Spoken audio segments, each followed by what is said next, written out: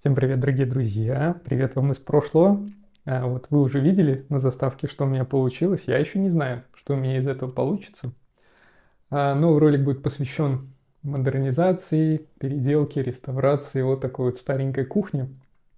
Кухня старая, по-хорошему уже требует замены, но пока нет ни сил, ни возможности и желания этим заниматься.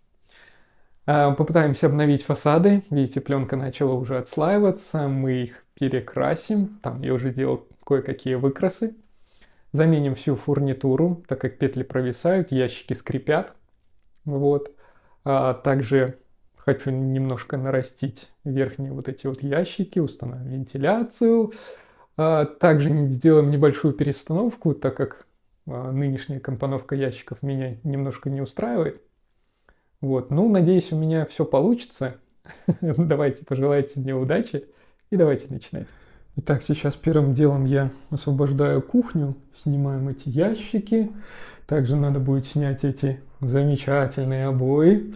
Вот, часть стены я уже снял, заменил, точнее не заменил, а обклеил декоративной вот такой плиткой под кирпич. Обои выбрал вот такие вот беленькие, я думаю, достаточно неплохо будет сочетаться с кирпичом. Также у меня будет тут натуральное дерево, белый цвет. Кухню планирую сделать бело-зеленую. Верхние фасады будут, фасады и ящики будут в белый цвет. Низ будет у нас темно-зеленый, деревянная столешница, белая мойка. Вот, ну, собственно, в Пинтересте я уже нашел несколько таких похожих вариантов, под них и планировал. Что касаемо краски, для меня это был достаточно сложный выбор. Мне хотелось определенного оттенка зеленого. Вот, и поэтому я заказал несколько красок, заказывал это все на маркетплейсах.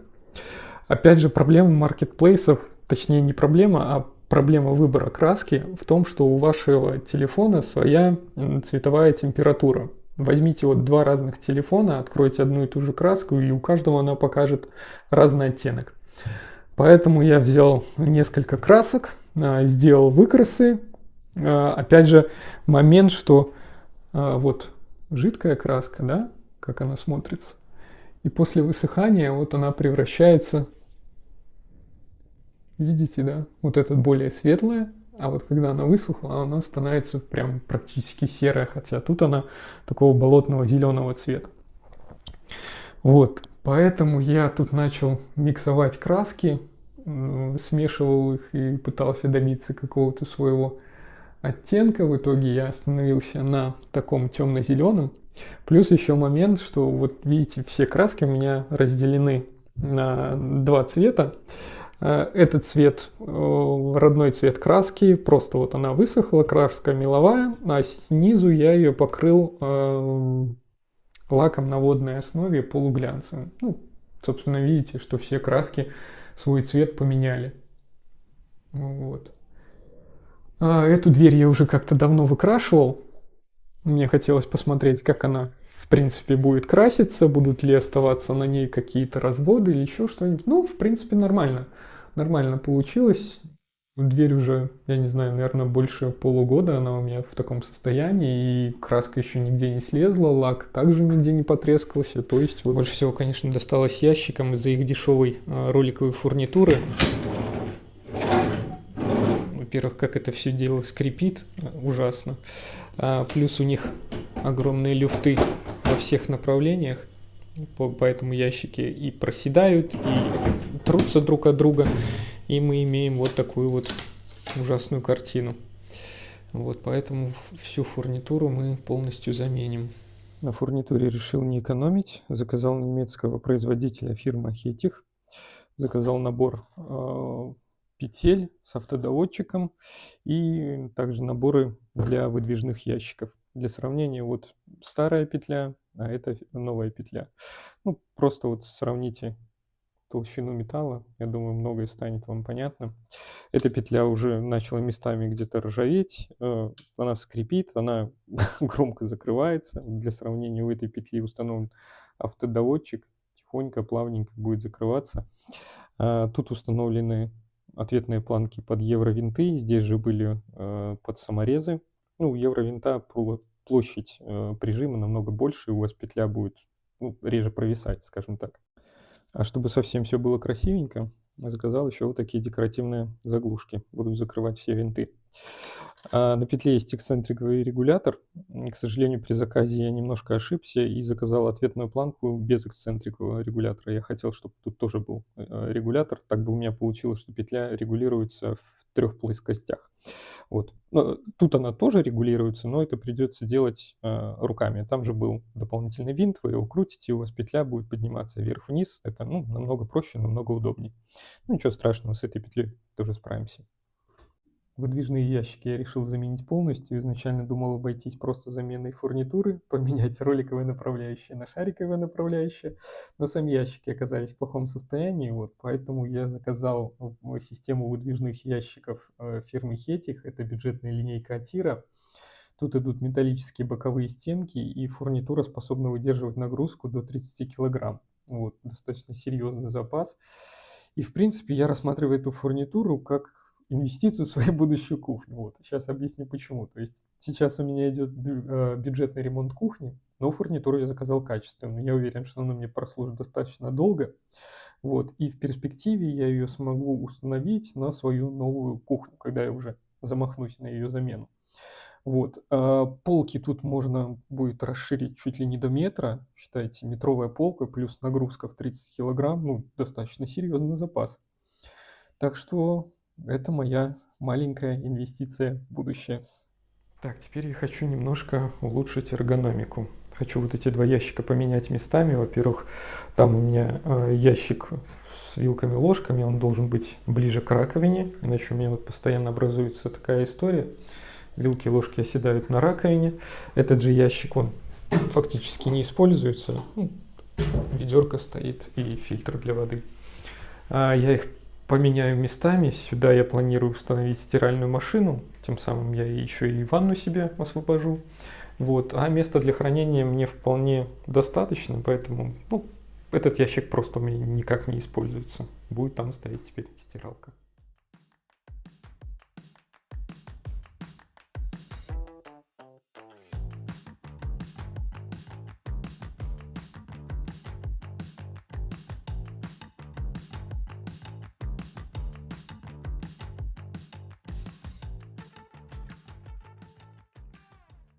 Так, сейчас я планирую вымыть фартук. Надо его тщательно вымыть, подготовить под покраску.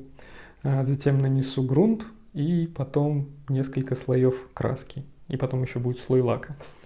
Затем планирую обклеить уже обоями, установить холодильник на место, немножко тут сделать перестановку, потому что сейчас буквально тут все заставлено. Что мог, я вынес. Вот, что не мог, осталось здесь.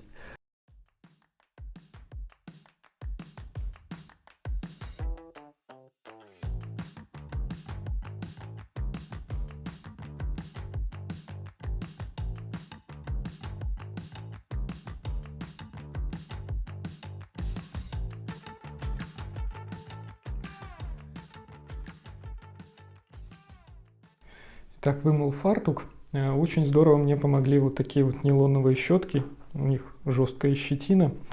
Места там, где даже ацелит уже не справлялся, жир был такой стойкий. Вот эти щетки его просто вынесли на раз. Вот, ссылочки оставлю в описании, если вдруг кому-то надо.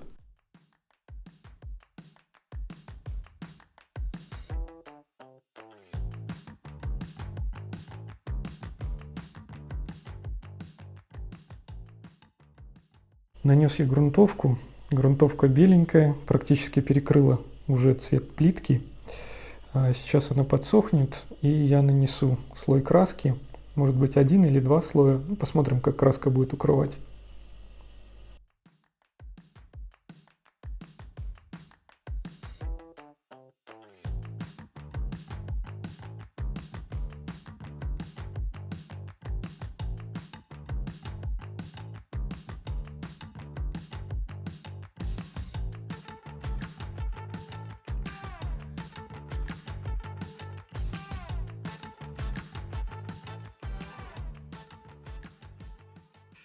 Так, ну что, отмыл верхние ящики, сейчас начну их разбирать. Видел, что многие красят их прямо в собранном виде. Я же решил все же разобрать ящики, опять же посмотрю, в каком состоянии стенки этого ящика. Возможно, какие-то придется заменить. Нанесу слой грунта и затем буду красить.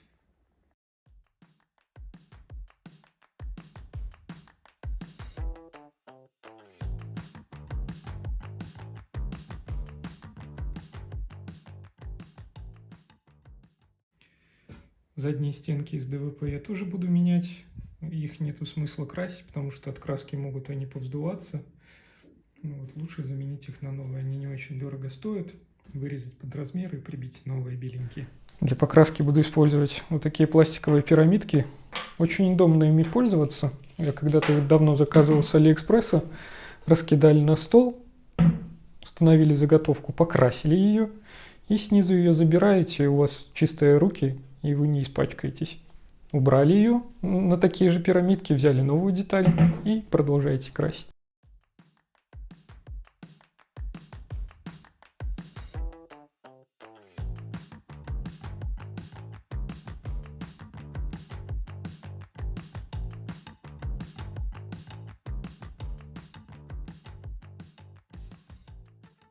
Ну вот грунтовка уже подсохла, детали стали такого дымчатого цвета. Вот, и сейчас я их буду красить. Буду использовать вот такую меловую краску. Пока что нанесу один слой, там посмотрим, может быть еще и второй понадобится.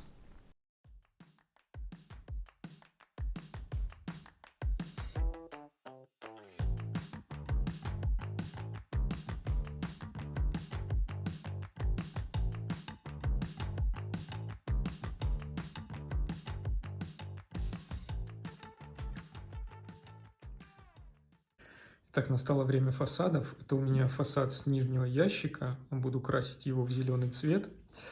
Вот, пленка уже, в принципе, сама отслаивается. В некоторых местах, возможно, она еще будет где-то крепко держаться, поэтому мы их прогреем феном. Обычного домашнего фена, думаю, вполне будет достаточно.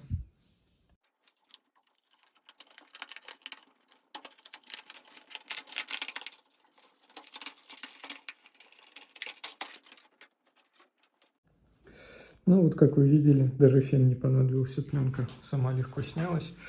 Пару мест, где клей еще держал, вот остались такие следы. Нам его сейчас надо будет зашкурить, аккуратненько снять, потому что при покраске это все будет видно. Для шлифовки буду использовать насадку под шуруповерт. Очень удобно шлифовать прямые ровные участки. Для краев вот такой вот у меня брусочек есть, абразивный. И мягкая, тоже такая абразивная штука. Очень удобно шлифовать вот эти все выемки.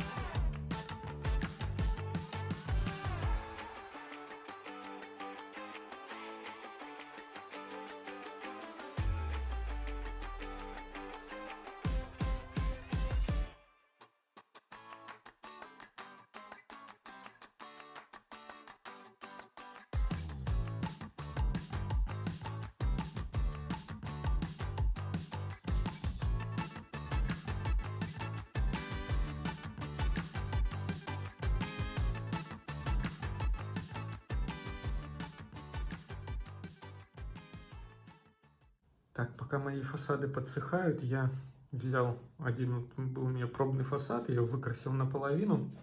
И тут я экспериментировал полуглянцевый лак, а здесь матовый лак. Как видите, матовый лак практически не поменял ни фактуру, ни цвет краски. Вот. Даже, наверное, сделаю чуть-чуть светлее. А полуглянцевый лак, наоборот, краску утемнил и добавил небольшой глянец. Тут в центре у меня есть кусочек не прокрашенный. Вот, ну, можете видеть то, что матовый лак стал светлее. Так, а тут у меня подсыхают белые фасады. Я их уже выкрасил и покрыл полуглянцевым лаком. Низ все-таки, наверное, тоже покрою полуглянцевым.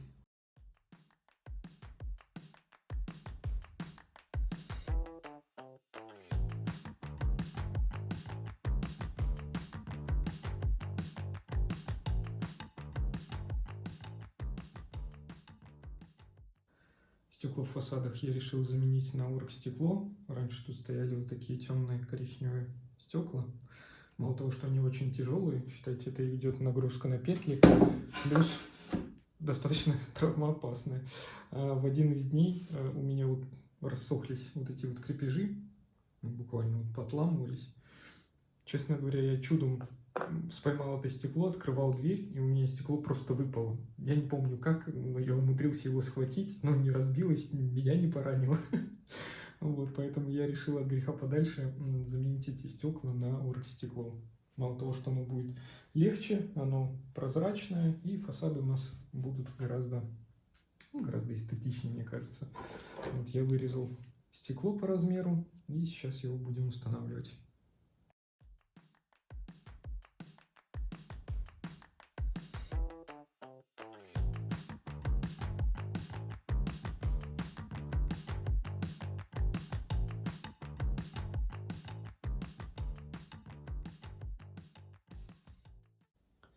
Для подсветки рабочей зоны я купил вот такие вот алюминиевые профили. Сюда будет устанавливаться светодиодная лента. Профили тоненькие, их как бы можно установить поверх ящика, вот, но у меня оказалась фреза прям идеально нужного размера по ширине. Вот, поэтому я сейчас профрезерую паз и профили спрячу в корпус ящиков.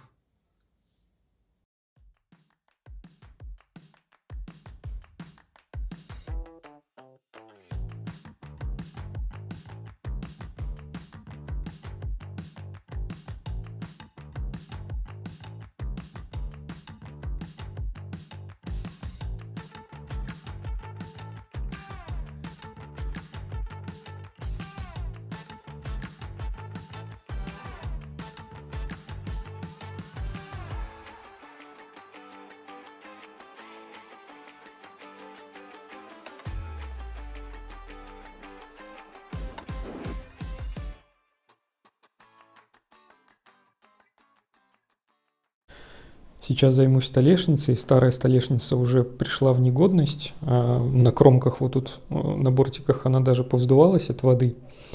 Я купил в строительном магазине вот такой вот мебельный щит. Называлась она доска подоконная. Метр на 60 сантиметров шириной и толщина 40 миллиметров. То есть она будет чуть повыше, чем старая столешница. Вот. Мне надо 80 на 60 сантиметров. Сейчас я как раз вот эти вот 20 сантиметров подрежу. И по счастливой случайности в магазине я этого не заметил. Или, может, я ее где-то уже ударил, когда домой нес. Ну, вот тут вот такой вот скол у меня был. Вот. Ну, благополучно сейчас 20 сантиметров подрежутся, и будет красота.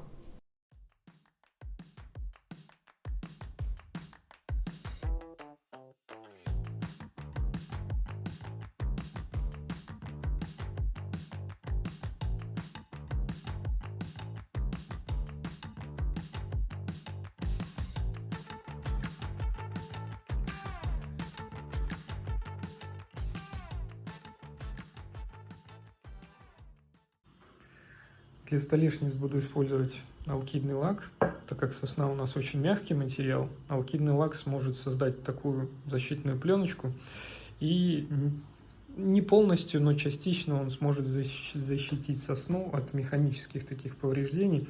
Плюс он достаточно хорошо защищает поверхность от влаги. У меня вот кухонный стол, мы уже, наверное, года 4, я его достаточно давно делал это видео, покрывал таким лаком, и вот с ним практически ничего не происходит. Ну, он немножко, конечно, пожелтел, потому что со временем, во-первых, сосна желтеет, плюс алкидный лак практически всегда тоже дает желтизну. Вот, за столом достаточно легко ухаживать, на нем не остается никаких следов, допустим, мокрую кружку вы поставили, там еще что-нибудь. Ну, мне понравилось. и цвет, и практичность этого покрытия, поэтому для столешниц будем использовать вот такой вот лак. Сейчас я выкрашу изнанку, вот, а затем лицевую сторону в несколько слоев с промежуточным высыханием. Думаю, слоя 2 или 3 будет вполне достаточно.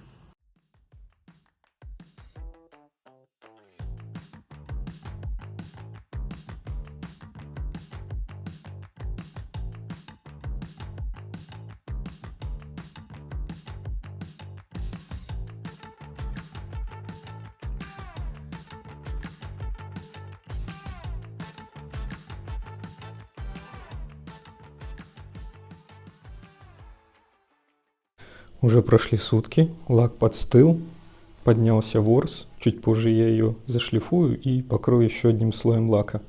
Мне нравится, как поменялся цвет, она пожелтела. Вот. Ну а пока сохнут столешницы, займемся установкой вентиляции. В верхнем шкафу я уже разметил будущее отверстие под вытяжку. И есть у меня вот такой набор коронок, как раз коронка на 120. Сейчас будем пробовать ее сверлить.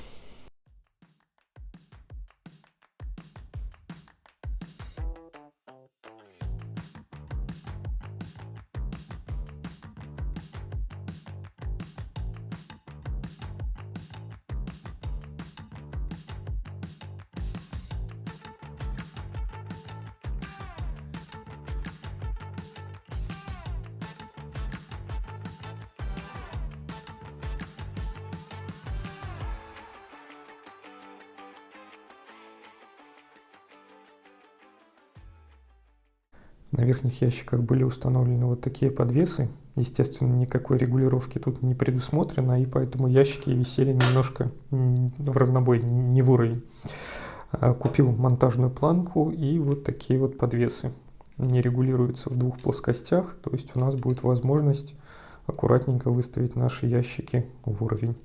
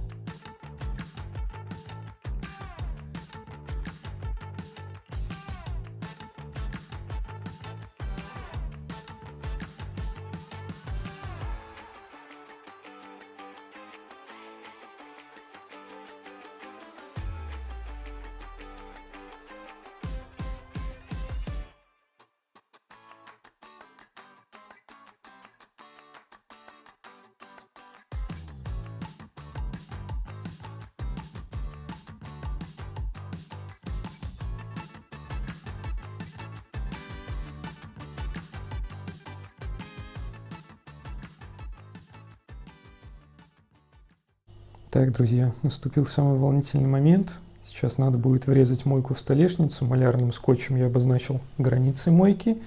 Сделаю небольшой отступ, 1,5-2 сантиметра, наверное. И погружной пилой постараюсь все это вырезать. Надеюсь, у меня все получится.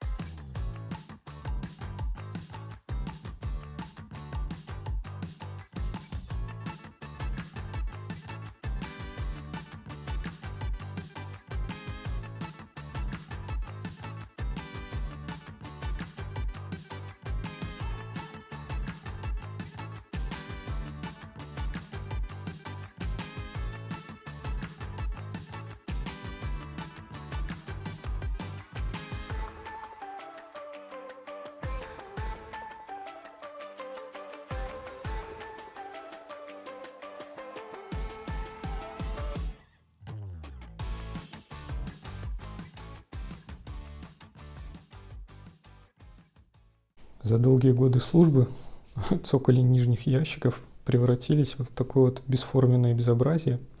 Я решил не устанавливать сюда ДСП, так как со временем она также разбухнет. В строительном магазине купил 2 доски террасные из ДПК, древесно-полимерный композит.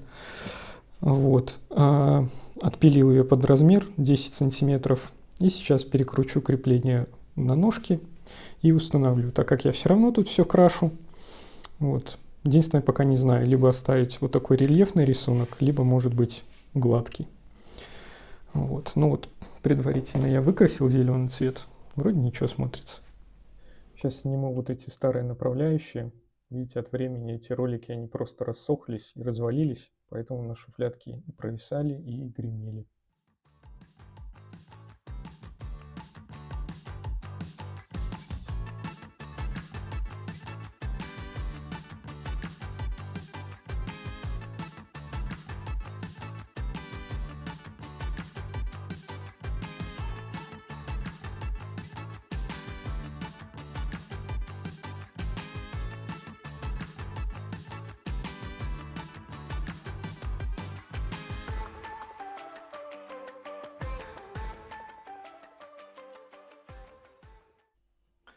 На фасады установим ответные планки. Не останется установить только ручки и повесить фасады. Ручки заказал вот такие, латунные. Для нижних ящиков будет один тип, а для верхних ящиков будет вот такой 96 мм ручки. Ссылки оставлю в описании под видео. Единственное, под нижние ящики надо будет немножко рассверлить отверстие, потому что оно вот так вот не входит. Либо их оставлять вот такими накладными, но это смотрится как-то не очень. Фасад готов. Все, что осталось, просто установить его на свое место до щелчка. Раз, два. Фасад можно регулировать, поднять его как вверх, так вниз, то есть выставить зазоры между полками. Также можно его сдвинуть либо вправо, либо влево. При необходимости нажимаем на кнопку, и фасад снимается. Вот. А все это дело закрывается декоративными накладочками. Красота.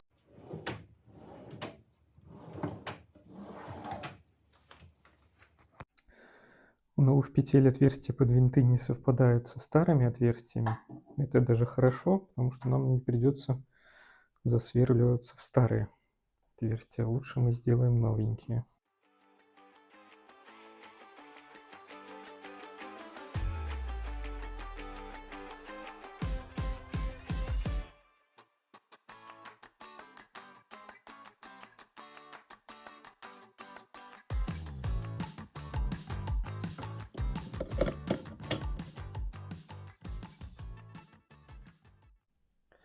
Ну и давайте сравним работу петель. Тут у меня уже стоят новые петли, а здесь еще пока старые.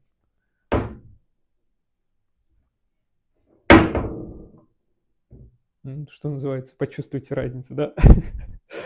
Чем мне еще понравились эти петли, то что у них маленький угол срабатывания, по-моему, 35 градусов. Вот, при этом, что независимо от веса фасада, даже если у вас будет тяжелый фасад, все равно он должен будет закрываться плавно.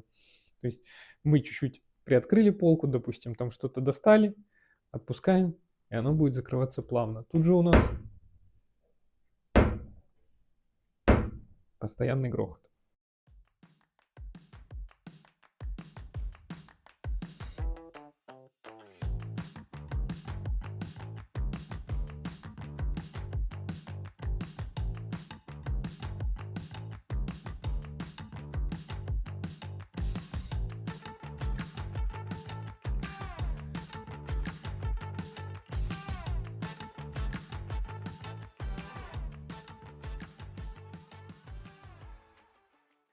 Ну что, друзья, я уже на финишной прямой. Все, что мне осталось, это сделать вентиляцию. Установил такую декоративную обрешетку, чтобы как-то прикрыть этот короб вентиляции. Там будет еще боковая стеночка, она пока подсыхает. Вот. Ну и как-то она визуально вот увеличила эти шкафы, так они, шкафчики маленькие, получалось, как будто висели в воздухе. Тут же получилось вот до самого потолка. Ну, там еще сверху будет потолочный плинтус приклею, чтобы скрыть, ну, видите, потолок неровный, скрою эту щель. Вот. Вентиляция у меня будет там глухая, и чтобы как-то была приточная вентиляция, пассивная, да, вот установлю такую вставку с обратным клапаном, и будет у меня и приточная вентиляция, и вытяжка.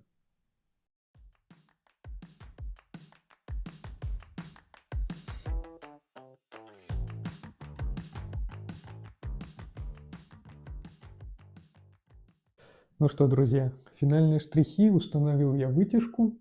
Остаток светодиодной ленты от подсветки столешницы я опустил ее туда наверх. Вот, идеально хватило по размеру. Думал, что туда поставить коробочки, баночки. Потом, думаю, свет включил, что-то оно мне напоминает. Смотрю в окна, у соседей уже везде фитолампы растут. Кстати, неплохая идея, да, сюда пустить фитоленту какую-нибудь и выращивать там зелень. Потом раз и на стол. Вот, купил такие искусственные кашпо, по-моему, они идеально сюда вписались, как-то освежает кухню, с подсветкой вообще классно смотрится, мне очень нравится.